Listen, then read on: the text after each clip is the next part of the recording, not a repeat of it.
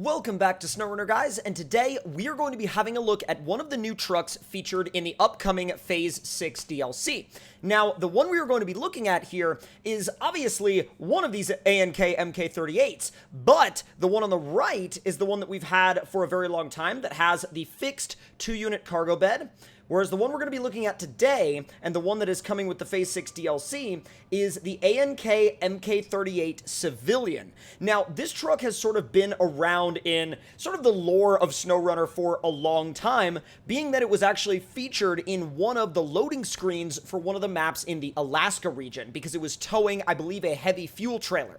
Now, the only weird thing about that was that loading screen was a part of the game since launch, but this truck, or this variant of it, was nowhere to be found. So we really don't know whether this was a truck that they sort of like, whether that trailer being towed by this truck was maybe an experiment that they did at the time, but they didn't necessarily have a fully fleshed out truck for it. Or maybe if they had that truck back then, but it didn't necessarily fit with their plan for the game, and we're just now seeing it. Either way, we're going to be driving the Civilian Edition ANK MK38 for the very first time today, checking out the upgrades, checking out the customization, and also seeing what it's capable of and seeing what it can do. So without any further ado, let's get out a free cam, let's fire it up, and get it into the garage without going into the vehicle spawning menu.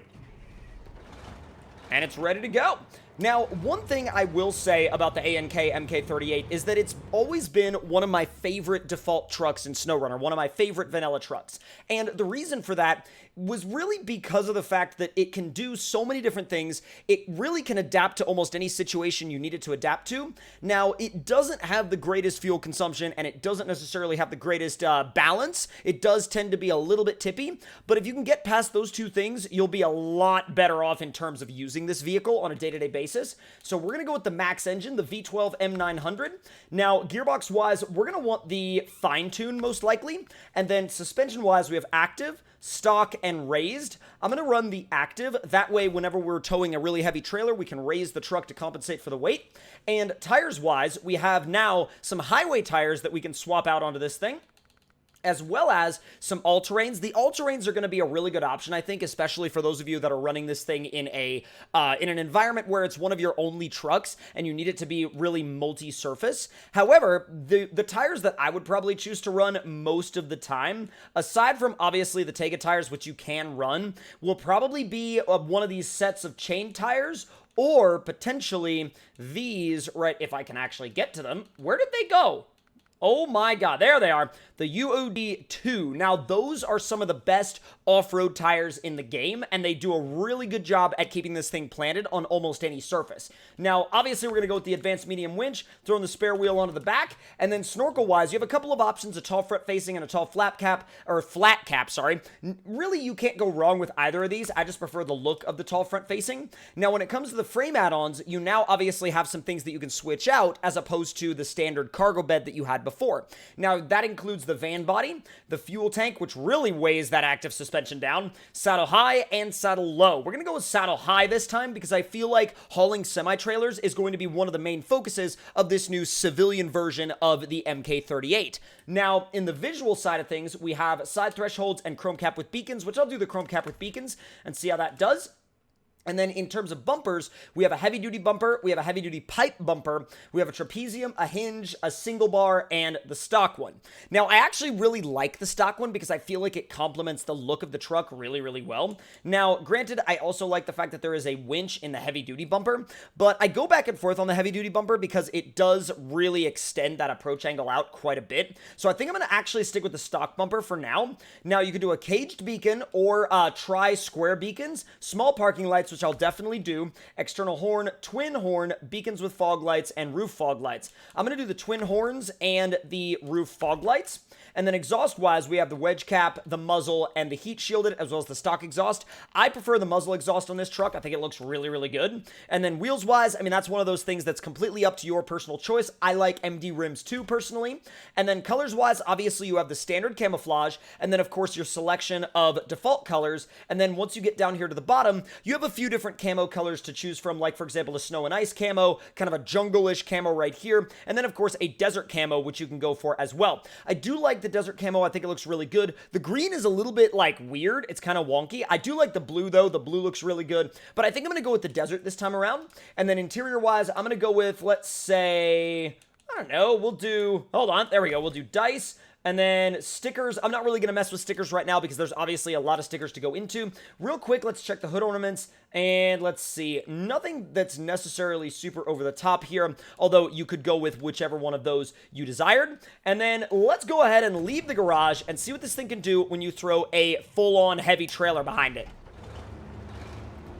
Now, because I feel like a lot of people will be using this variation of the MK38 to do a lot of hauling, that's why we're actually going to do almost all of our tests with a trailer behind it. We're going to be carrying it through obstacles, we're going to be carrying it up steep hills, and we're even going to be attempting the bridge jump with a trailer behind this rig. Now, ooh, I've got some modded trailers on as well that look really, really good. God, I love that logging trailer, that triple axle logging trailer. It looks so freaking good.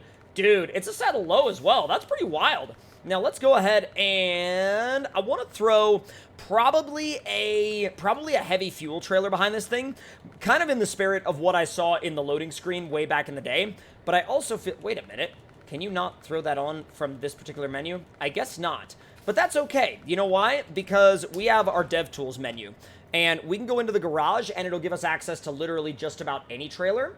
So let's see, semi-trailer log, wait a minute, all right, hold on.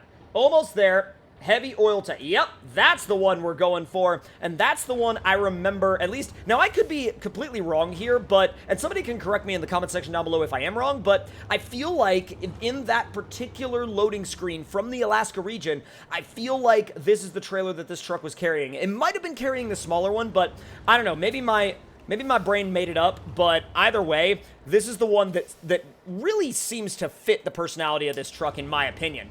All right, let's head on out of the garage. It does look right at home behind this truck, though. Like, there's nothing about that setup that looks out of place. At least in my mind, there's nothing that looks out of place. I do love the fact that it is a all-wheel drive, always-on, diff-lock, always-on vehicle, and it seems to be doing a good job of keeping everything planted, even when going onto a really off-camber surface like that. All right, let's see how you do when we throw you into the river. Let's go, throwing it in high. With a massive trailer behind it, by the way. Dude, it just ripped right through. I mean, that's insane. I feel like there's some modded trucks that wouldn't be able to do that.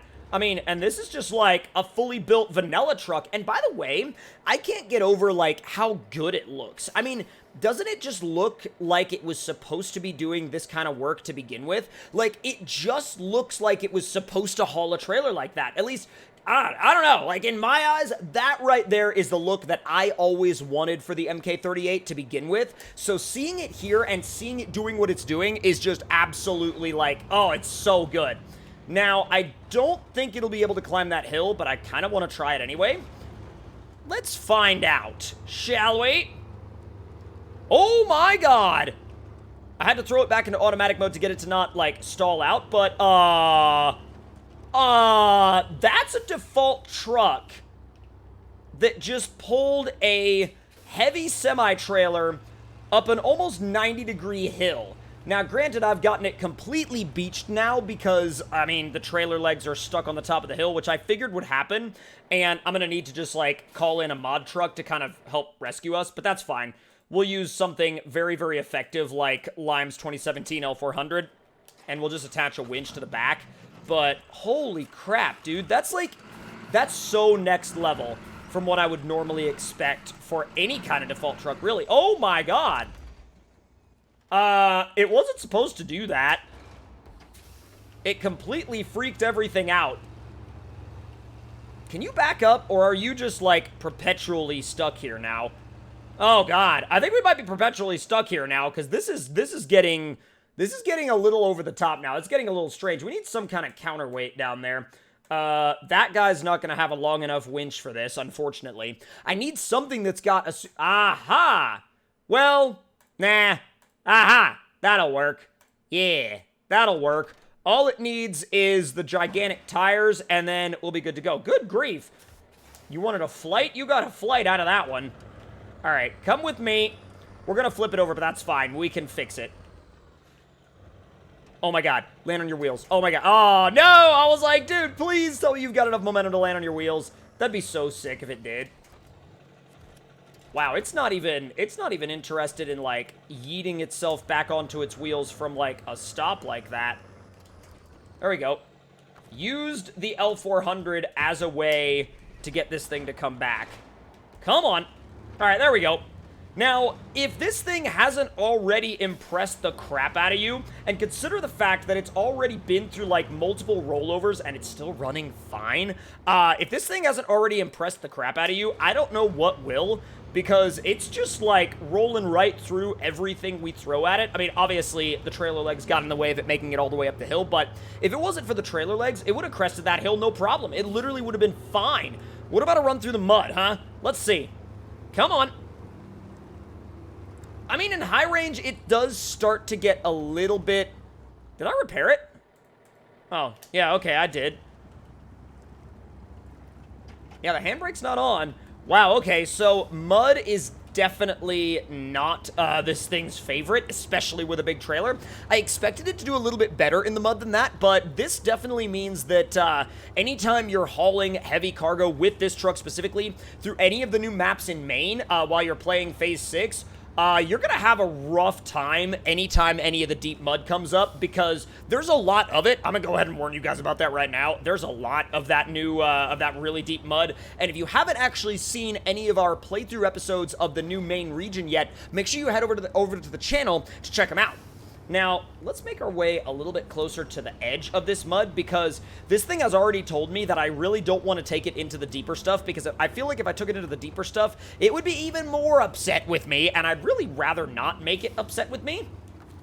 How about if I raise... Wait a minute. Now, I didn't think about raising the suspension up, but I don't think that that would have had all that much of an effect on this thing's performance in the mud, because it wasn't even up to the hubs, so the suspension wouldn't really have been dragging, the frame wouldn't have been dragging, so I don't think it would have even affected it that much at all. Now, let's give this thing a go through the dips obstacle. Now, the biggest concern here is the trailer getting snagged, but I just don't know if that's even going to be an issue. I mean, it's starting to get snagged, but there's so many, once again, so many contact points with the ground. I mean, between the trailer and the truck, especially if you angle it diagonally, that you'll be fine, so long as you're, you know, driving in a somewhat semi-controlled way. Oh, no. That's not where I beach it, is it? No! Come on! Well, I suppose that that's, like, the spot where we should probably, like... look for an exit, though, because that's the first time I've had to winch out of the dips obstacle, and I feel like if I try to continue much further, that situation might get worse, although I am curious, so I am going to continue. There we go. It didn't really, in the grand scheme of things, it didn't really have much further to go, and, I mean, low and low plus aren't always necessary in this truck, because, once again, you've got, literally... all-wheel drive always on and diff lock always on, so at the end of the day, like, there's really not all that much to be that concerned about in the, like, from the standpoint of, you know, being in low all the time. I mean, if you want to go into low, you could go into low, or you could just, like, leave it in automatic mode first gear and do half throttle, but, you know, either way works. Man, using those dice as a G meter is hilarious. Absolutely freaking hilarious. And by the way, it's bridge jump time, and you better believe we're putting this very heavy combination of truck and trailer into neutral and going full gravity send. All right, gravity send time. Let's go. It's picking up speed. It's picking up speed. Come on. Right into the barrels, and honestly, I mean, it's still very drivable. Barely any engine damage and barely any suspension damage either, and it just drives right on out like nothing ever happened. Like, she's good to go. I mean, we could just, like, smash right into that tree, and she's still fine. It literally doesn't even complain one bit. But at the end of the day, man, this thing, This thing's a monster. It's an absolute monster, and in terms of vanilla trucks, this is definitely a force to be reckoned with. Now, if you guys enjoyed this video and you're enjoying this Phase 6 coverage for SnowRunner, make sure to let me know your thoughts and opinions in the comments below. Hit that like button, and also, if you're new around here, make sure to subscribe and turn those notifications on, and I will see y'all next time.